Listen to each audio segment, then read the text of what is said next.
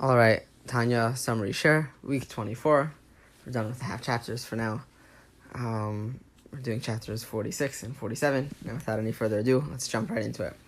So the Alter Rebbe says, I'm going to now give you another meditation to have. It's a very good meditation to bring out love for Hashem. It's particularly suited for Kriya Shema. And here's the meditation he said. A person should consider the pasuk of kein aponim lefanim, kein lev adam al adam. That just as water shows a face to a face, so too the heart of a man to the heart of a man. That is to say that when a person stands looking into a pond, they'll see their face reflected back from the pond. So too, when a person has an emotion towards another person, or a love particularly, when one person loves another person, the person looks at that person's heart and sees love.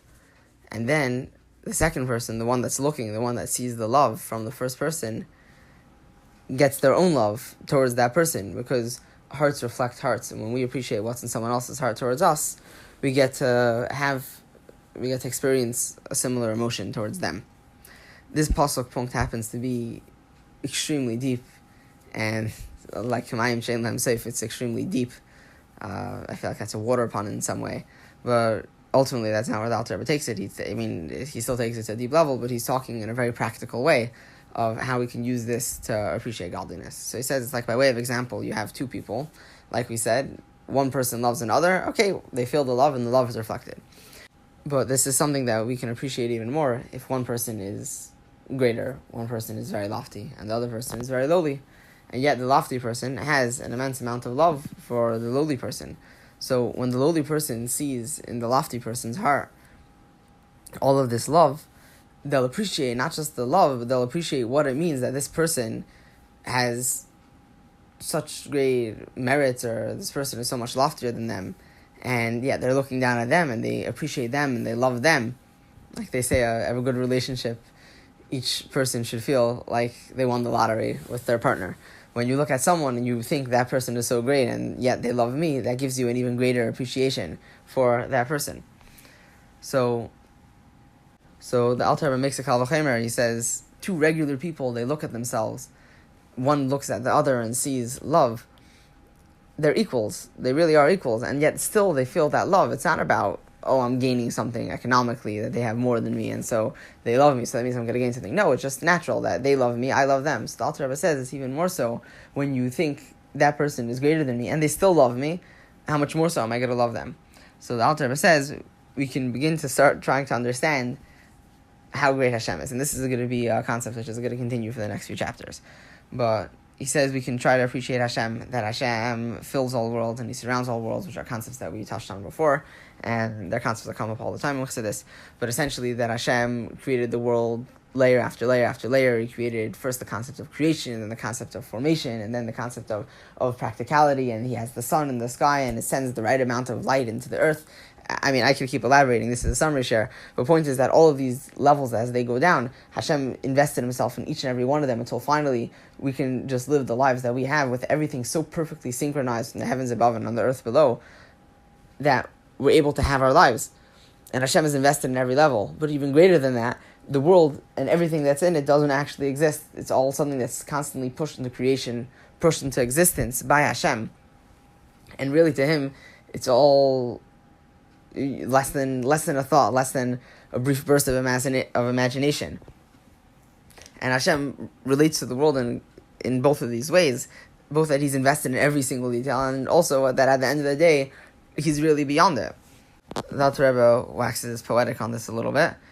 It talks about the Malachim, and all the Malachim are trying to figure out where is Hashem, and ultimately where is Hashem? Hashem is with the Yidden. He's united with the Yidden because He cares about us. Even if we're in a place of Tumah, like it says by Yetzias Mitzrayim, that Hashem went down into Mitzrayim Himself, not through a Malach, not through a Shliach. Hashem Himself came because Hashem loves us, and He says it's like true connection. Like He says, mouth to mouth kissing, Pasha. This is our closeness with Hashem. And He says when we do a mitzvah, it's like we're holding on to Hashem. It's like we're hugging Hashem. And He elaborates on that a little bit more, but ultimately he says this is the lashon that we say when we make a bracha on a mitzvah. Asher kiddishanu b'mitzvaysav.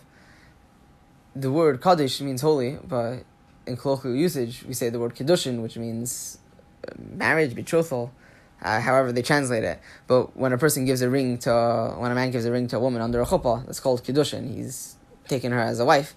And the Alter Rebbe says it's the same thing, that when we do a mitzvah, it's like Hashem taking us to be His sole lifelong partner.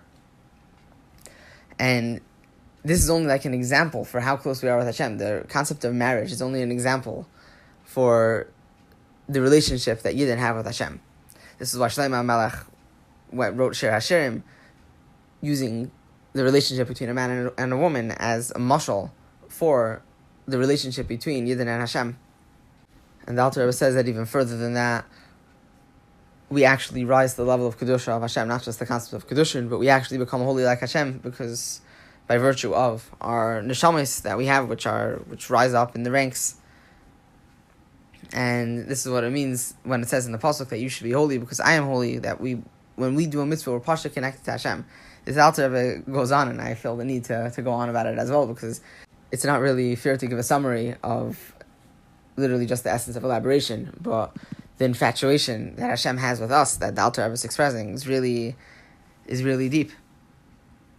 The Alter Rebbe says another point that it says in the pasuk, "Ani bar v'le'eda behemis yisimach," that literally translates to I was wild or foolish, however you translate bar. I was foolish and I didn't know. I was like an animal with you, because when we do a mitzvah, we're down here in our world and we have our lives going on, and we don't necessarily appreciate that we're having such a connection with Hashem. As far as Hashem is concerned, this is it. This is the greatest. This is the purpose of creation. And for us, this is just a regular part of day-to-day life. You give a weekly Tanya Shiur, you talk about Hashem, and you don't even appreciate it. So this emphasizes, this brings out the great love that Hashem has for us, and we should appreciate just how much it means to Him when we do a mitzvah, and when we appreciate that and how much He loves us, we'll naturally start to feel a love for Him. The Alter Rebbe says this also helps us understand the great severity of a violation of Shabbos or Chametz on Pesach. He says because on these days, there's just a connection between a Yid and Hashem. On Shabbos, it is the day of rest for Yidden, whether or not a Yid is from, or whether or not a Yid even knows about it, but there's divinity that rests upon the person. And when a person is Machal Shabbos, Chas v'Shalom, they don't even realize it, but Hashem is reaching, He's yearning to have this connection with a Yid, a constant, not 24/7, but 24/1 connection, 25/1, constant connection throughout the course of Shabbos. He's looking to have with this Yid, and every time that the Yid is Machal Shabbos over the course of Shabbos, it's another push away from this, and that's why it's so severe. The same thing with Chametz on Pesach. So that concludes chapter 46, and then chapter 47, a very short chapter.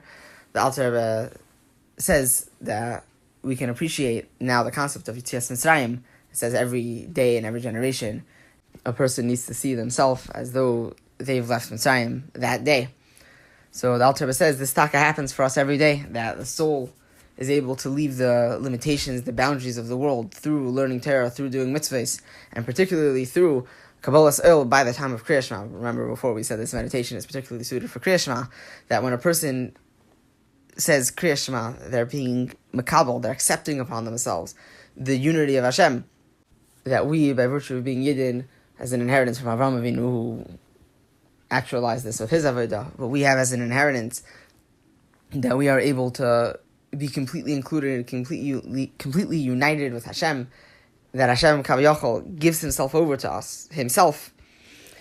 The Alter Rebbe connects this to Zayar, but Hashem Pasha gives Himself over to us when we do a mitzvah, and particularly Kriya Shema, that the point of the mitzvah of Kriya Shema is that we should contemplate this idea of the unity of Hashem. That is the mitzvah of Kriya Shema. It says that if a person says Kriya Shema, they don't have kavanah, they're not Yetzah.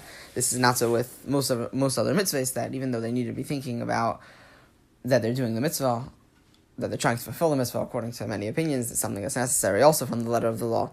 But Kriya Shema, everyone agrees that you need to have more than that. You need to know what you're going on about. You need to know that you're accepting the kingship of Hashem and that we're appreciating His unity. And the Alter Rebbe says that the only thing that's, in a sense, stopping us from being included in this unity is the idea that we need to want it. If a person doesn't want a chas v'shalom, people have permission for whatever they want, but the only thing holding us back is that we need to express that want. And that's mitzvah Kriyas Shema. And that's also why we say Yitzias Mitzrayim in Kriyas Shema, in the last paragraph. The Chachamim added it on, even though it's its own mitzvah. And the Alter Rebbe says the reason why is because when you think about it, Yitzias Mitzrayim, the concept of going out of the boundaries of the world, is really equivalent to Kriyas Shema, which is to be connected to Hashem and to be included in His unity, because we're able to leave the boundaries of the world and go to Hashem. So that's why they're connected, and that's why we say Yitzias Mitzrayim at the end of Kriyas Shema. And this concludes chapter 47, and this also concludes the weekly Tanya Summary Shiur. And Rest Hashem, next week we're going to continue more talking about the greatness of Hashem and how that relates to us in a way that we could appreciate love for Hashem.